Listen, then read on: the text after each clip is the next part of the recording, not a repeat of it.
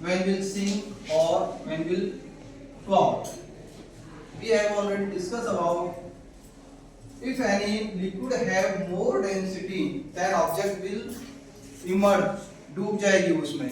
लेकिन यदि किसी लिक्विड की डेंसिटी किसी ऑब्जेक्ट की कंपेयर में कम है बेटा, तो वो उसमें वो ऑब्जेक्ट उसमें क्या हो जाएगी बेटा, फ्लोट हो जाएगी बेटा।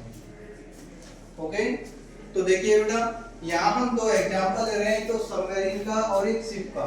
क्यों एक सबमरीन जब चाहे तब वो नीचे चली जाती है और जब हम चाहे तो ऊपर आ जाती है। इसी प्रकार क्यों एक शिप पानी के ऊपर तैरता रहता है, जबकि उसका वेट, यदि हम समुद्र के अंदर कूद जाते हैं तो हम डूब जाएंगे, जबकि शिप को उसके अंदर कूदाया जाता है तो वो आराम से फ्लोटिंग करता रहता है, कोई दिक्कत नहीं किसी प्रकार की।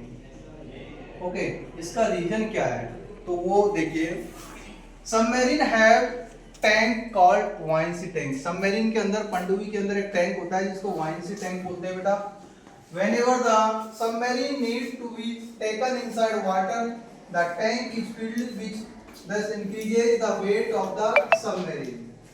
जब यदि हमें आवश्यकता पड़ रही है कि सबमरीन को हमें वाटर के नीचे लेके जाना है, तो उस वाइंसी टैंक को किससे भर दिया जाता है, पानी से भर दिया जाता है।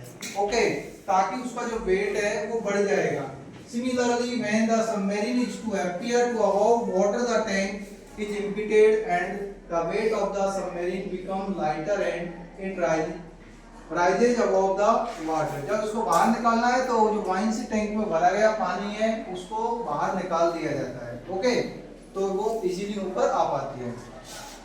Ships are heavier than water, but their unique shape gives them a large volume. यदि हम शिप की बात करें तो जो शिप होता है उसका जो वेट है बेटा, वो कंपेयर टू वाटर की डेंसिटी में बहुत ज्यादा होगा, बट उसको इस तरीके से शेप दी जाती है कि जो उसका वॉल्यूम है बेटा वो लार्ज होना चाहिए। Their volume is larger than their weight and hence the water of displaced by a ship provide it with the right of thrust